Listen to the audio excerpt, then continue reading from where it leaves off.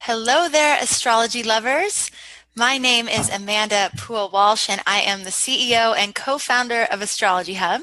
And today I am so thrilled to be here with Natasha Alter, evolutionary astrologer. Hold on 1 second, you guys. This thing happens in the beginning. There we go. All right, all good. Evolutionary astrologer and one of my dearest friends on the planet. And we are here today. We had a little direction expansion. It's like Jupiter came into our conversation and told us that we need to expand a little bit. So as you know, if you've been following our series that we've been doing every other week, we've been talking about astrology in the Aquarian age. And we want to continue that conversation because it's a very important conversation to have. And we decided that this conversation wants to be even bigger. So there's an even bigger umbrella that is wanting to be formed for this dialogue, this conversation that we're having with all of you. And that is awakening with astrology. So how do we use astrology to guide us, to infuse, to inform, to sort of frame our awakening process or our spiritual growth? So that is it's not a new direction because it was always like in the original intent, but it's a bigger umbrella for you all for this conversation for us to have. So Natasha and I, before we got on, we're talking about how perfect this is, how, you make something, you have a creation, and then it has a life of its own. So then you actually have to start following its cues, just like when you have a child. Any of you who have a child, you might have ideas of who this person is. And then as they grow up, it's like, oh, wow, they're a little bit different than I thought. And this is what they need. And I didn't see that before. So that's this little creation of our show that we've been doing. It's wanting to be bigger than it was before. And the original essence is still in there. So we're still obviously having the Aquarius conversation. Okay, so today, yeah, breath. So today we are going to be focusing the conversation on the Leo-Aquarius axis. We're going to talk about the messages of the Leo-Aquarius axis, both for you personally and for all of us collectively. So what is inherent in this shift of this axis? How to integrate the spiritual essence of the Leo-Aquarius shift or access into our daily lives. So what can we do on a daily basis to more embody this energy? Then we're going to talk about the Pluto generations. We'll talk about what Pluto generation you might be and what does the Leo Aquarius principle activate in you based on that Pluto generation. So that's super interesting too, Natasha. And then I have to say this. Sorry, you probably didn't mean for me to tell everybody this, but then at the end of Natasha's email to me where she was outlining what she wanted to cover today, she says, and I really want to talk about Ben Franklin being an astrologer. Hee hee. So maybe we'll go there. I don't know. I'd love to go there. But and then at the end, I do want to update you on some very special announcements and occasions that are happening at Astrology Hub to make sure everybody's in the loop. All right. So Natasha. Hi. Hi. Hi. So good to be with you, and so good to be with everybody who is tuning in, and the whole Astrology Hub family, which seems to be growing by the day. We are growing. We are definitely growing. All right. So let's start with the messages of the Leo Aquarius axis for us personally and collectively. I know so many astrologers have been focusing on this, so I know it's a huge deal. So let's understand it deeper and what it means for us as individuals and for us as a collective. Okay. Can I just take a little step back and comment a little bit on what you said about us moving from astrology in Aquarian age towards awakening with astrology? And it has to do with Aquarius Leo axis. We're all tying it in. Yes. Awakening is the energy of Aquarius, Uranus. Aquarius is about us connecting to the higher mind, to the cosmic mind. So it is the process of human awakening to the larger whole. So actually, we rephrased the same process and the same phenomena. Astrology in in Aquarian age is astrology of awakening, since we have connection between those two. So that's just a little digression, and yet it leads us into the axis perfectly.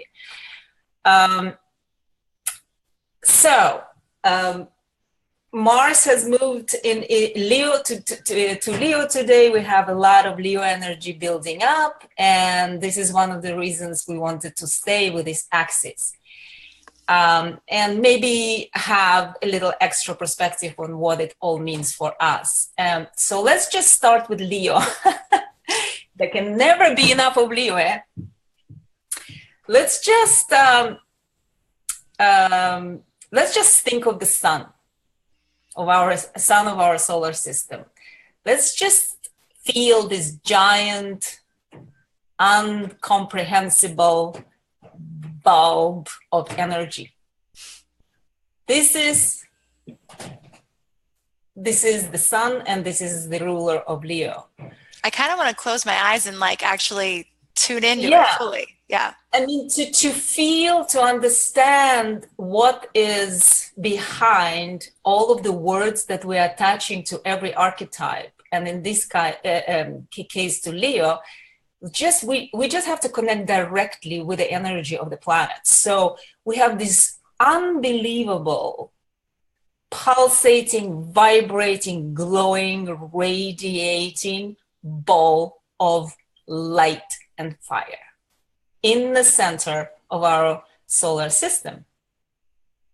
And by its power, by its presence, it holds all of us rotating around itself by its mere energy, and it gives life to us, right?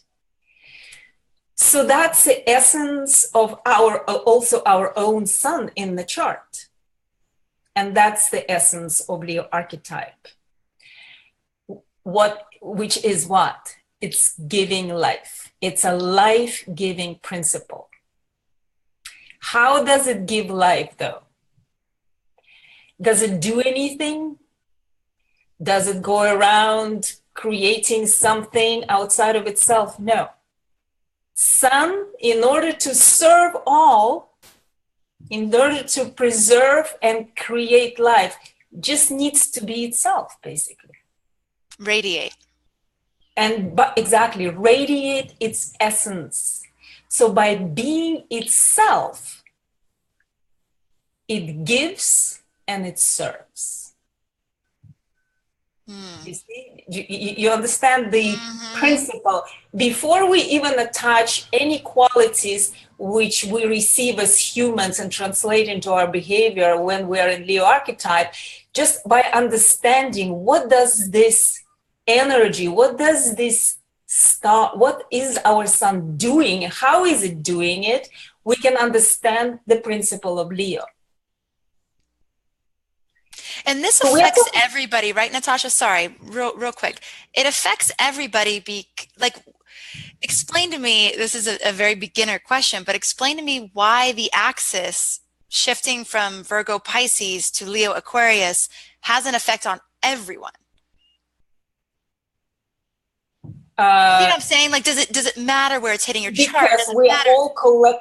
Yeah, of course it matters. I mean, the shift from Pisces, Virgo to Leo Aquarius covers everyone, because we live on this planet, and the axis of the Earth is now moving, pointing towards Aquarian.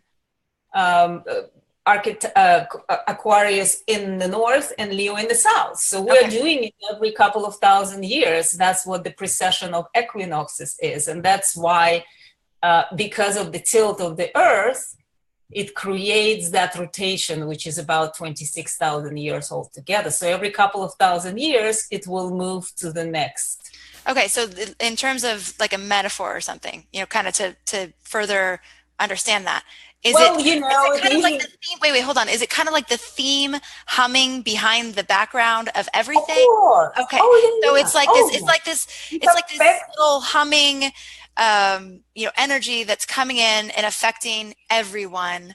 It affects the societies and humanities as a whole. It means that for the past 2000 years, we were under the impact of the Virgo Pisces theme, and therefore the cultures, the civilization, the expression of humanity as it is and how it responds to life and reality, and it has been kind of impregnated, infused with the Virgo Pisces axis.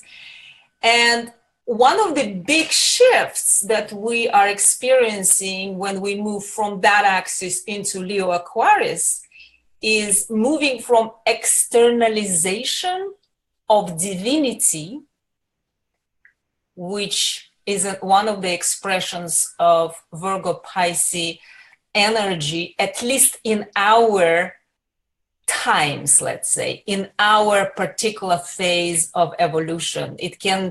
It does not necessarily have to go there, but where we are as humanity, we kind of went there. We chose to externalize everything which is connected to divine and sacred outside of ourselves, including the body.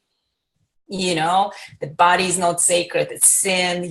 I am, not sacred because there is that God entity who is way bigger and more important than me. All of those things, kind of in some way enslaving the spirit of the human. Yeah. And dignity of a human, of a single human and humanity as an organism, right? As a collective. So one of the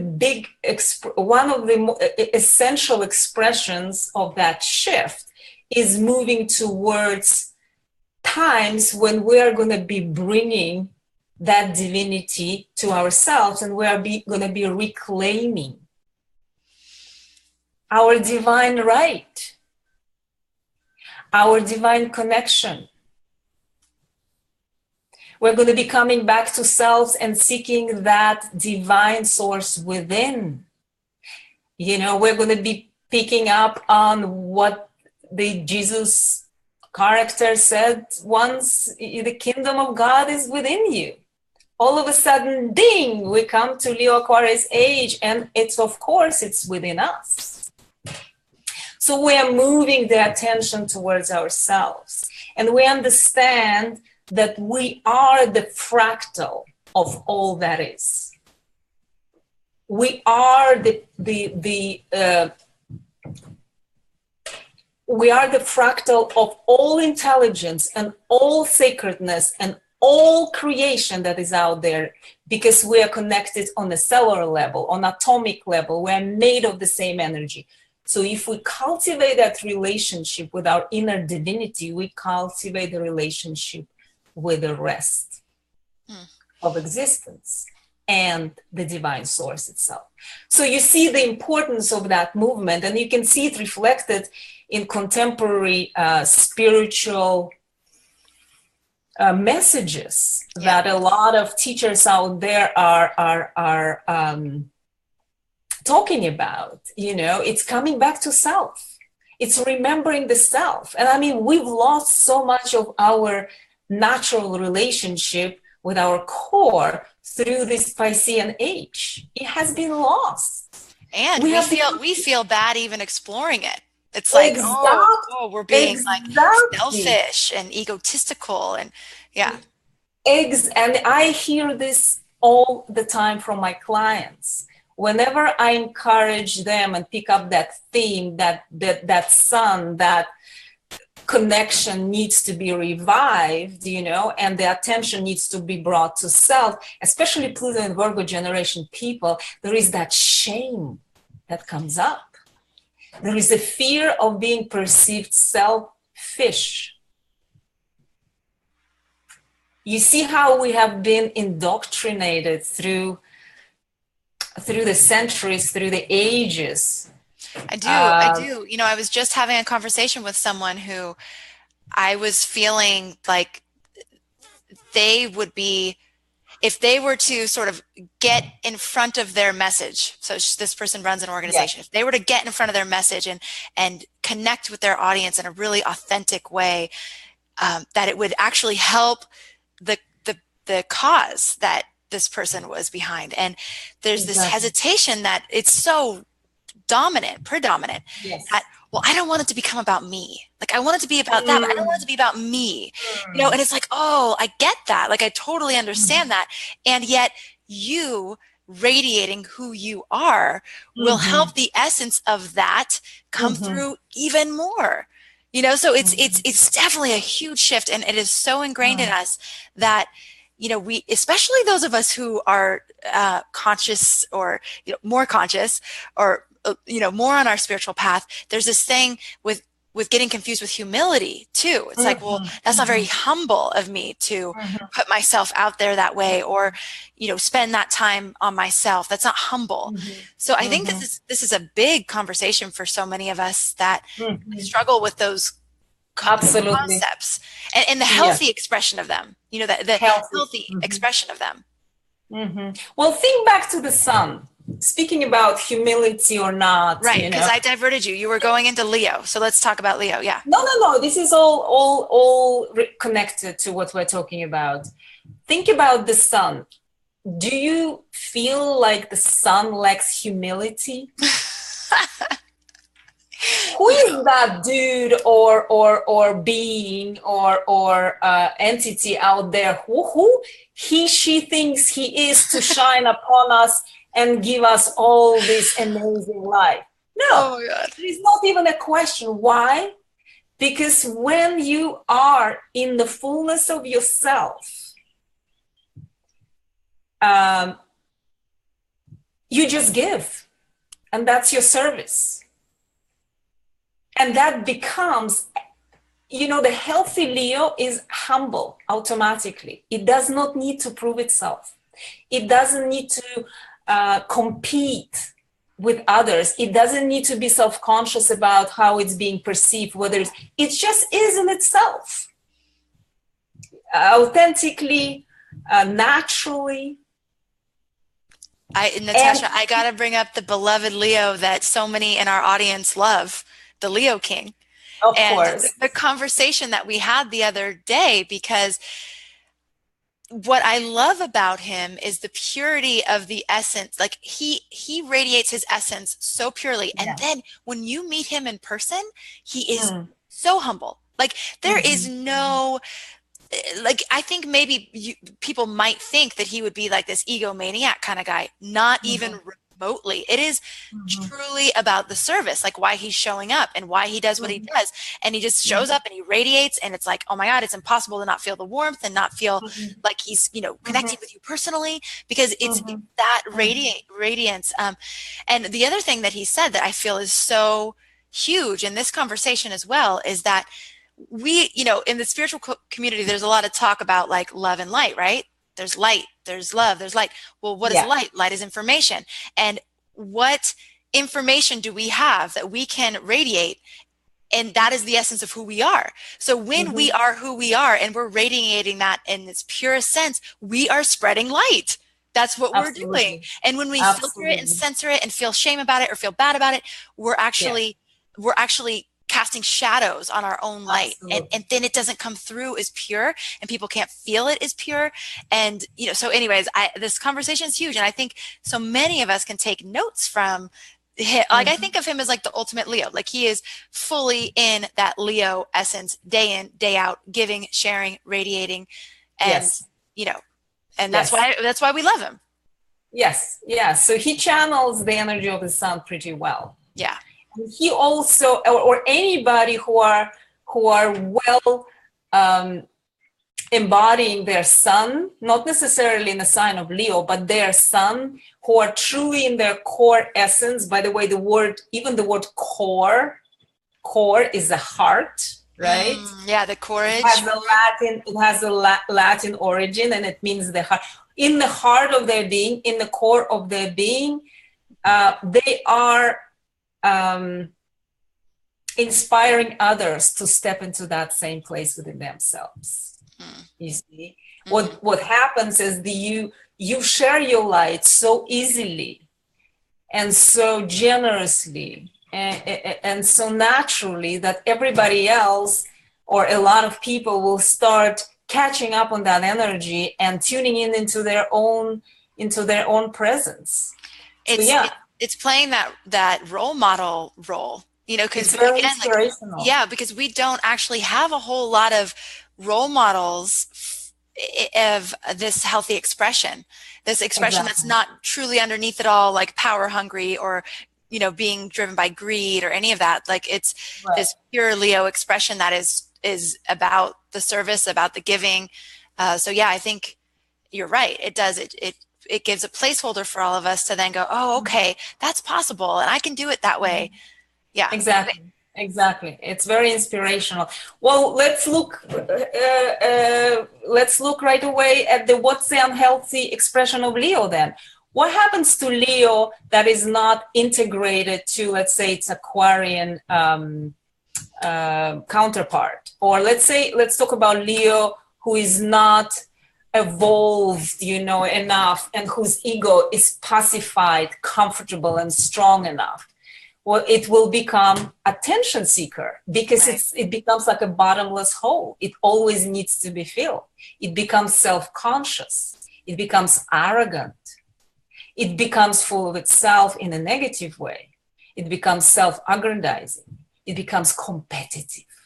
You see, and none of this our sun seem to be demonstrating. It doesn't compete with anybody. It doesn't need to prove itself. It doesn't need to demand attention. It just gives. And by giving, it pulls our attention and it pulls our, worshiping in so many cultures, including Christianity, as the ultimate source or the ambassador of the divine grace, of the divine heart, of divine spirit. Wow. Gosh. You So know? paying attention to the Leo Aquarius, like balancing factor helps And to stay in that that's healthy expression. yes, exactly. Well, let's talk about Aquarius, just to tap into that end of polarity. So we kind of understand how this pair is working together and why they are together in the first place. So we have Uranus. So we have the sun. We have the sun in this and in the center, the core, the life giver, the holder of everything, the space holder, the energy holder, the radiator, the informer, the giver, right? And then we have Uranus. Now, as in the body where Sun rules or Leo rules the heart, Uranus rules circulation. So what is this Uranian energy doing for us, with us in our solar system? It actually circulates that magnetic electric radiant energy that is being put out, and not just by our sun, but all the suns in the galaxy and beyond. So Uranus is that electric messenger and transmitter. Uranus is like a carrier of cosmic intelligence. It operates through the ether, distributing that almost like a cosmic database everywhere in the cosmos, including to us humans when we open up to that energy. So, you see why it rules circulation in the body besides other thing. So the sun puts out the energy and the Uranus circulates it. Wow, that is fantastic. Yes. So that's one of the ways for us to tap in and understand the archetype itself of Aquarius and Uranus. What does it do? It brings awareness to interconnectedness of all. You see, through consciousness, through higher consciousness, it leads us and taps us into that place where we understand how everything in this universe, in this reality, is absolutely interconnected through this magnificent, incomprehensible matrix. So Uranus is digital in some way, I see it as a digital carrier, of all the database, that all the information that exists out there for all of us. That's why it's connected to genius. That's why it shows up as a genius, or so-called genius, is when we open up to the information which is not available in the inter-Saturnian realm. We open up to information which is way outside of the sensory perception, or of what we can measure and understand at a certain point, and we get ahead of our times. Aquarius is ahead of their time. That, it's looking, that's why it's connected to visions, it sees beyond, and it wants to go there. You see the connection? Definitely. And Definitely. you see why it also rules the higher consciousness, the higher mind. Whereas Mercury, which runs around the sun so nicely and quickly, it makes sure that we get informed here locally, right? Mm-hmm. That we get our minds all tuned into that beautiful, reality. However, it's still pretty local. It's a carrier, it's a messenger between sun and us. Whereas Uranus is breaking through and leads us further to a higher understanding. Now, why do you think then your Aquarius is associated with groups and friendships? Can you make a connection? Why do Aquarian people are so easily embracive of communities or friendships or multiple, why are they so easy? Why is it associated with humanity? I'd love to put that out to the audience and see what people say. I mean, my guess it's all interconnected. Yeah, it's the seeing the interconnectivity. So there's an ease with which the interconnectivity is acknowledged. And then it's like, well, if we're all interconnected, we may as well make an effort to coordinate ourselves and have friendships and create community. Yeah. Exactly. So it's not even an effort. It's a natural predisposition. It's a natural, innate understanding within Aquarius that, we've got to get together, that we're all connected. We're all in the same boat, All right. So my lay woman's breakdown of what you just said for the past 25 minutes. Okay. So we're moving into the Leo-Aquarius shift, axis shift, or it's already happened. And this is calling upon all of us to access some courage, to shine our essence more fully, to radiate it more fully to radiate more fully, and to do that through the energy of Aquarius, or with it in conjunction with the energy of Aquarius, which ensures that we will not be doing it from that arrogant place, from that self-conceited place, where we're doing it for the benefit of all, which is what the Aquarius thing comes in. Is that pretty much like I have it in a nutshell? Beautiful. Thank you. Thank you. Your Aquarium, yes, beautiful. So you see why the integration that I mentioned earlier is so important? Yes, definitely. Because one without the other. So if you just have the Aquarius without the Leo, you're seeing all these things, but you're not necessarily able to radiate the essence of it. And the Leo without the Aquarius is going to be all about me. So exactly. Okay. Well, no. So that's great. I mean, so that's the personal. That's how the Leo-Aquarius axis is helping us, is affecting us personally, right? So now, do we go to the collective?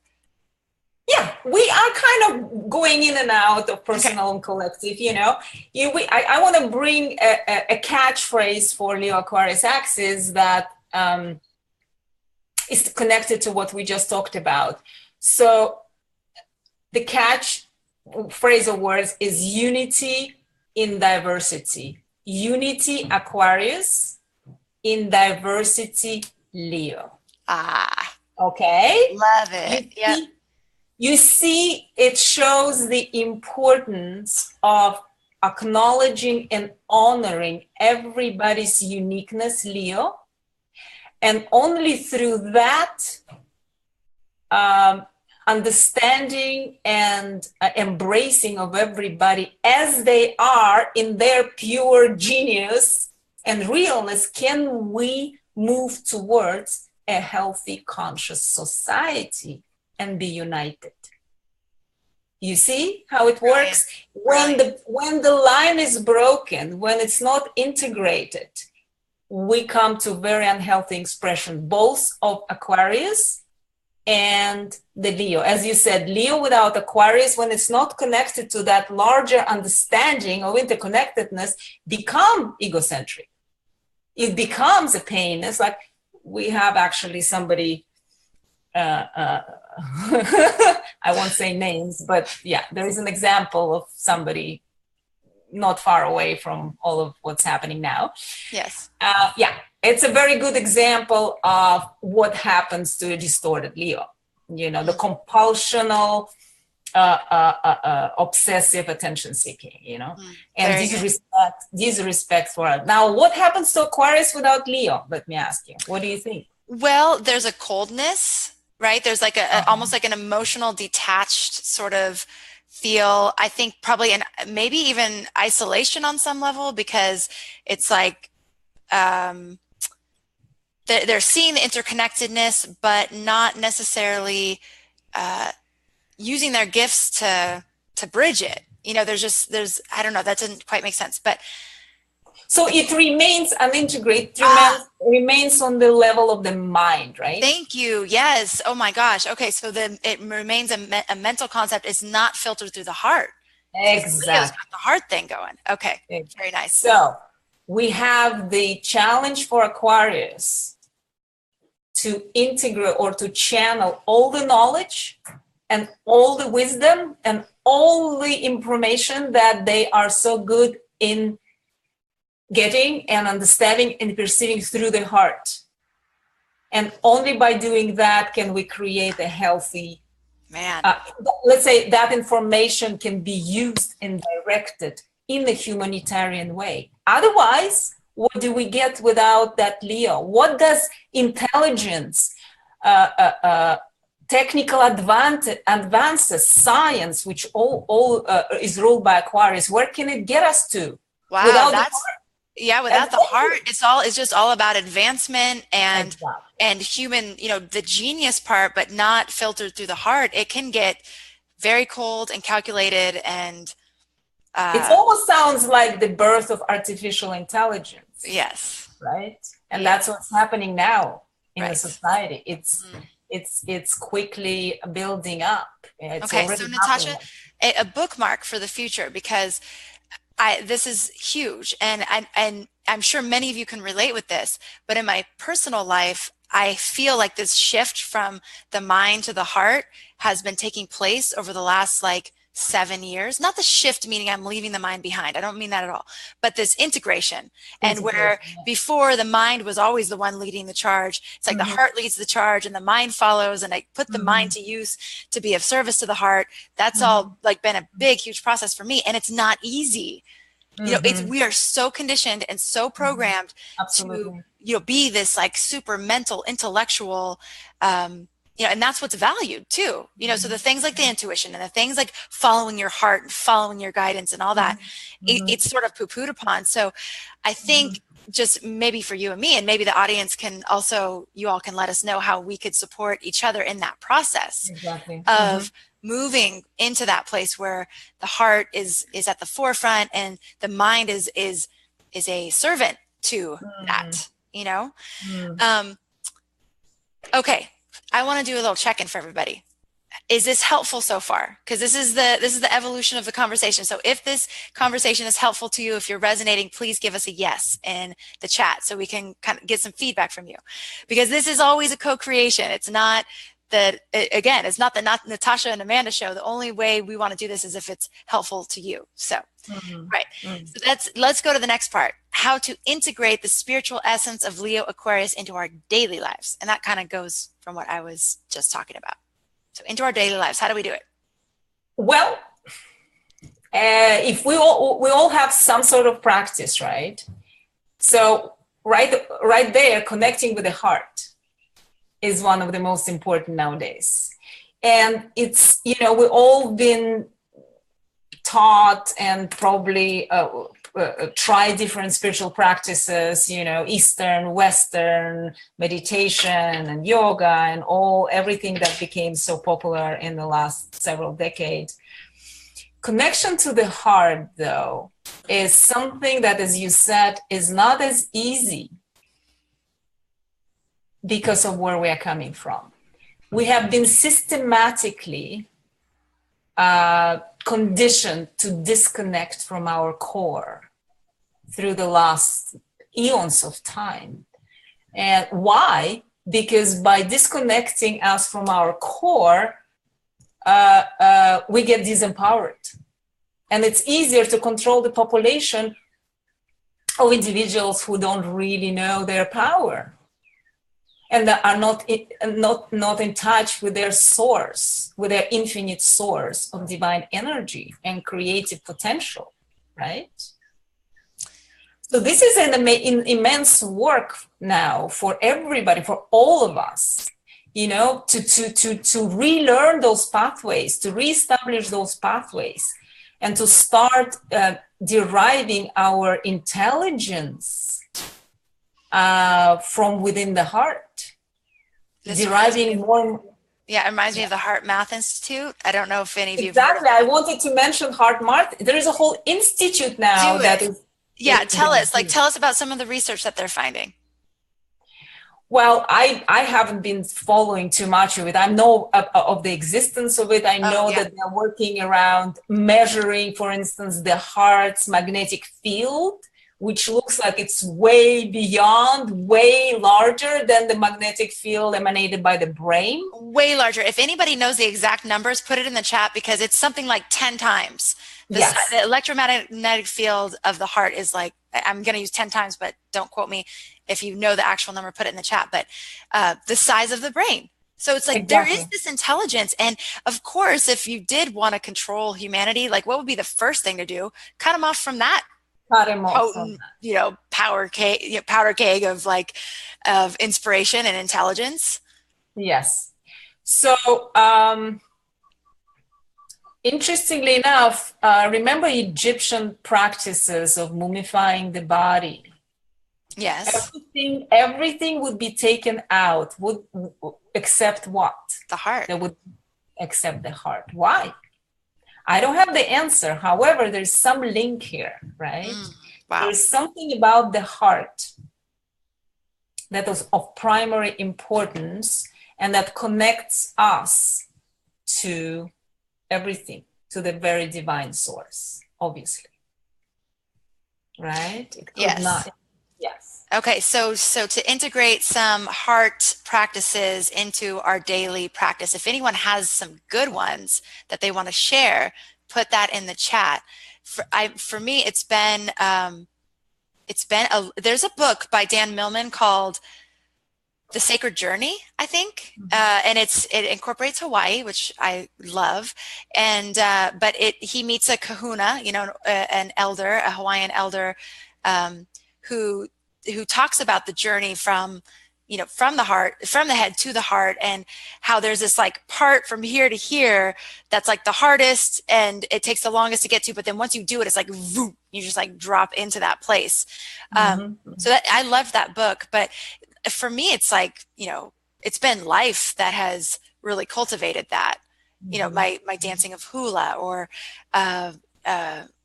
connecting with my children, or those kinds of but there's got to be some more specific practices. So I think we could look into that so that we can help people find those practices in their daily life. I know Adam Gainsbourg does a lot, the astrologer Adam Gainsbourg does a lot with opening up the heart and getting into that space.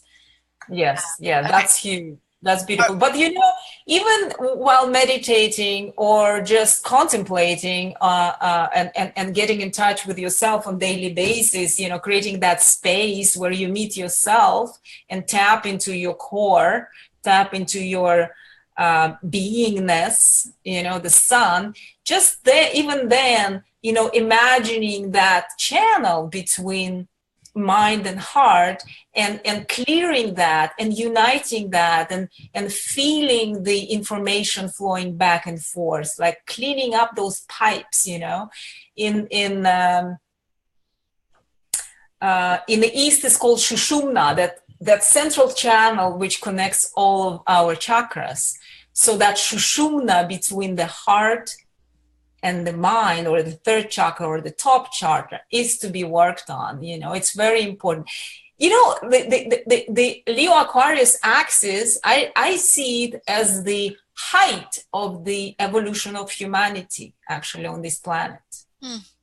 If we think of six, we have six of them, six axes, right? Yeah. And to me, when we reach Leo-Aquarius axis, it's a climax of human development. On one end, we have Leo, which have been traveling from Aries, birthing itself, feeling itself, understanding itself, rooting itself. And then in Leo, it comes to a full, complete embodiment of its uniqueness, of its individuality. And on the other end, we have Aquarius, where we went through we met the external, we worked with it, we learned from it, and all of that. And then we come to Aquarius, where all of our human intelligence is at its height. We have evolved as a human being. So that, because after that, if we take after that, the next one is Virgo Pisces.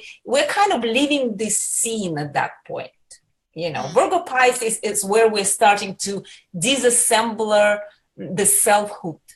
We're leaving the selfhood behind, right? We're merging with a greater whole.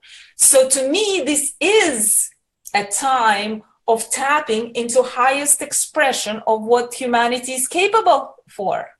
Awesome. It is the time.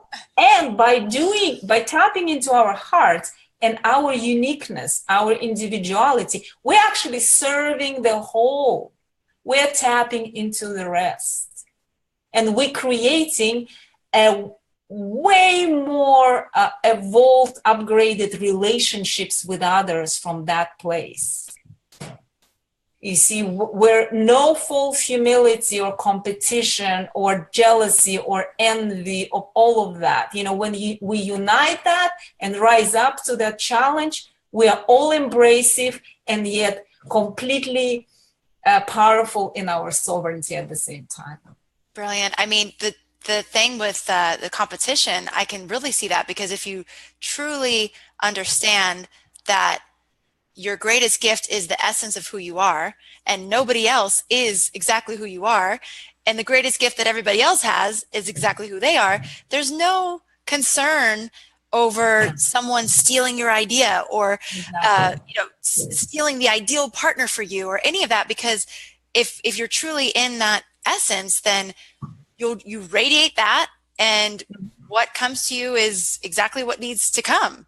Exactly. So I can see that, especially in business, there's always a concern of like, ooh, like we don't want to, if we put that out there, we don't want anyone copying it. It's like, well, if your essence is built around, if your company is built around who you actually are in your truest essence, True. No one could copy that.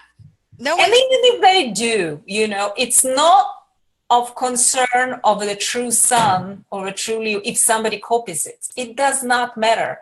The sun, the Leo, the self is only true to itself. Yeah. It does not worry about being copied or competed, because it so solidly dwells within its brilliant, unique sovereignty. You see? Yeah, totally. Wow. Yeah. All right. Let's spend a few minutes on the Pluto. This is, of course, Natasha, a much bigger conversation. I love this conversation because it's very important. Yeah, it's very important. Okay, so the Pluto generation. So based on the Pluto generation that you are, how does the Leo-Aquarius axis shift affect you?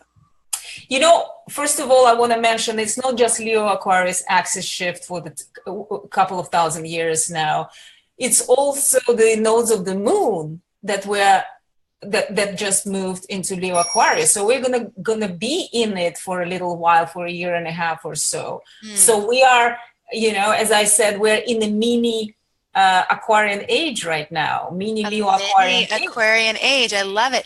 Yeah. I mean, that's what Leo King and I started talking about the other night. Was he talked about when that happened in May, and how that he was saying the exact same thing. It's like this call to what he's calling light workers to step into their courage, shine, share, connect, give, etc. So it's important not only for a larger period of time, it's important for here and now. You know, we are in it and we are connecting to the essence of that, of those archetypes. So having said that, it is very tricky for an astrologer to generalize how that specific energy will affect each and one, because the chart is very complex. It's very personal. It's almost impossible to tune it into everybody and make it work for everybody. That, you know, one has to know so much more than just the sign, sun sign, or a Pluto placement. However, you know, I just try to have this general feel about how do those energies work together, because you know, that's what we have to play with. We have generations. We are not capable of addressing everybody personally. So I just thought of having fun with that. So, and actually I got this idea because I do have quite a few clients who have Pluto in Leo in their last degrees of Leo. So those born somewhere between 53, 57 have Pluto at the 25, 26, 27 until the 29 Leo, which means that both the nodal axis and specifically the coming eclipse on August 21st at the last degrees of Leo is going to fall on their Pluto. So again, it is impossible to specify for each individual chart what that will mean. However, if I would just have a general kind of feel, and this is what was coming through me when I would be talking to people with that placement of Pluto, I have to close my window because a torrent rain has just started. Just a moment. Hold that thought. That's why we love Hawaii. They call them squalls, and they just come through. It's like whoosh, just loud. It's very powerful. I love it. Yeah, me too. It's very cleansing, by the way. Very cleansing. So people, as I said, with this last degrees of Pluto, when I tell them to tune into that Leo, to their Leo energy, and to go out and actually play out their dreams, whatever they always dreamt of doing, or whatever they dreamt of doing as a kids, but they never did because the conditioning and all of the necessities of this dimension have kind of trapped them in. And now all of a sudden a lot of them are retired, or they paid their dues. And when I tell them go and express it, just go and do it, just start it up, whatever you feel like you are about, you know, whatever you always felt you truly are wants to be expressed. And then I would be asked a question, well, isn't it too late? Okay. Isn't it too late? Yes, we hear that a lot. Isn't it too late? Wow. So, you know, being an astrologer, I don't see time. I don't give, in terms of chronological age. From the point of view of the soul, which is coming here on this plane to get an experience and gain an experience through various incarnations, it does not matter. It does not matter when you tap into this or that energy and dive into this or that expression. What's important is to experience it sooner or later. If you don't, you might come back and try again. However, right now, there is an opportunity to come back to your inner core and just for the heck of it, do something with it. Start a website, go in and announce yourself in some way, play this game if you want to, draw those paintings. There is no such thing as too late. Again, Natasha, yeah, there was someone from the Year of Astrology community who was posting in the group and saying that she's 66, I think was what she said, and she just started learning the guitar. She and some friends are going to start a band. I'm like, and she said that everyone's looking at her going, are you crazy? Like, you're too old to be doing these things. And she's like, what do you mean I'm too old? Like, this is what I want to do. I've always wanted to do it. I'm going to do it. I was like, you're awesome. I love you. So yeah, no, that's yeah. So okay. That would be my message for those folks. Never, there's no such thing as too late. It's all about doing it, being in it, and gaining that experience in this lifetime, because it sends information back into your soul database. So Pluto in Virgo, I know. No, we can't do it. I so know where you're going, and I want to, and I know everyone else wants to, because it's like, well, how's it going to affect my Pluto generation? I totally get it, and we're almost at an hour, so we need to wrap it up. So what I would say though is let's continue this Pluto conversation, and like we could literally take one call to talk about each Pluto generation and how the Leo axis shift is going to affect us, right? I mean, there's a lot of juicy stuff here. There is a lot of juicy stuff, yes. All right, so the Leos got taken care of, which for any of you that were involved, we did a Pluto generations course with Tom Jacobs a few years ago, and he started going through the Pluto generations, and I cut him off at Pluto and Leo because it was taking too long, same thing. And I got so much hate mail from that might be Leo. How can you cut off? Exactly. And I was like, oh my God. The last thing you want to do is cut off the move. Exactly. A rookie move to cut off right before. So at least this time we covered the Leos. Like, I feel much better about that. But we do have to wrap it up because we have 7 more minutes, and I do have a few announcements. Okay. Is that okay, Natasha? Yes. I'm sorry, you guys. I know this has been so good. We have for as long as we want to continue this conversation. We don't have to stuff it all into one call. Natasha, anything that you want to leave us with now that the doors are open on this conversation? Well, in the spirit of Leo-Aquarius, be yourself, be present, be magnificent, be magnanimous, and the rest you will know. The rest, the reality will reflect back to you once you start expressing the true core of your essence. It's the most beautiful experience, and it's a sacred path of itself. It is a sacred path. Okay, we have a question that came in from the audience. When is the next conversation with Natasha? The next conversation with Natasha will be not next Thursday at the same time, but the Thursday after. Right now we're doing it every other week. Maybe we'll start it every week. I don't know if Natasha's up for that.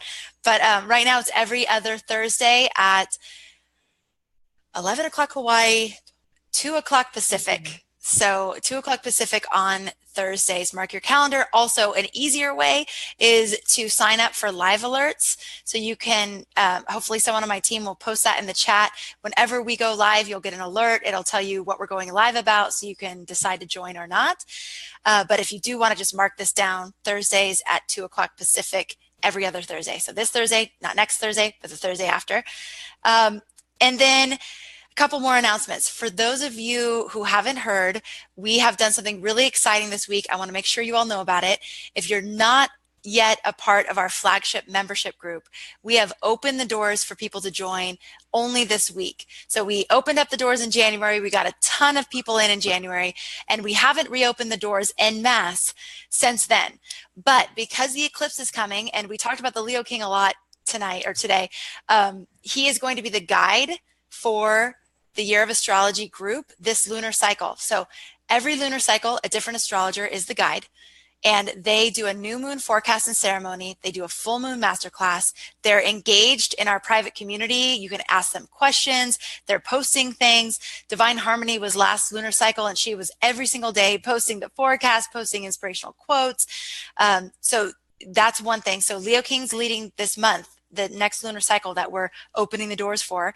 And then you'll be in the group for the eclipse. So if you want to join that group, you can do so now. Again, we're only opening it up until Friday at 4 o'clock Pacific. We're closing doors again because the Leo King goes live with his new moon forecast and ceremony on Friday at 4:30 Pacific. So we're going to get a bunch of new people in, which we already have about 100 new people in the group. And then we are going to close it down and create our little incubated group again. Natasha is going to be leading us in December, right? Natasha, that's your month. Yes, and are you going to be doing something on the Galactic Center? What are you going to be covering that lunar cycle for us? Well, yes, Galactic Center will be very present in the ether because we have a bunch of planets aligning with Galactic Center, so it needs to be talked about and tapped into. So I'm going to be covering that. And for the masterclass, there is a theme that I came out. I'm meditating upon changing it a little bit, but yeah, so far it's like spiritual dimensions of astrology in general. Awesome. Okay, yeah. So each astrologer creates a theme based on the celestial energies of the lunar cycle. So that theme then guides our soul work practices, which we have different soul work practices every week. We even last lunar cycle created a book club. So Divine Harmony had recommended some great books, Spiritual Bypassing and Emotional Intimacy by Robert Masters. I got super inspired by the books and decided to start a book club. So there's a book club as a part of this, a part of Year of Astrology now too. So it's just growing and changing, and the community is so strong and so vibrant. So if you're looking for a place where you can really explore your own spirituality, but through the lens of astrology, and if you're looking for a group where you can dive in and learn more and different techniques from different astrologers, you like the different perspectives and the different resonances, you can do that with Year of Astrology. The doors are open right now. When you join us, you'll also get access to some free gifts. We have the How to Read a Chart bonus. So if you're new to astrology, you can get some of the basics about how to read a chart. We also have an advanced training that was provided by Adam Gainsberg about the living sky technique. So you'll get that. You'll also get access to our 2017 forecast event that we did in January. So we still have half the year left. You'll hear from 13 astrologers, their forecast for the year.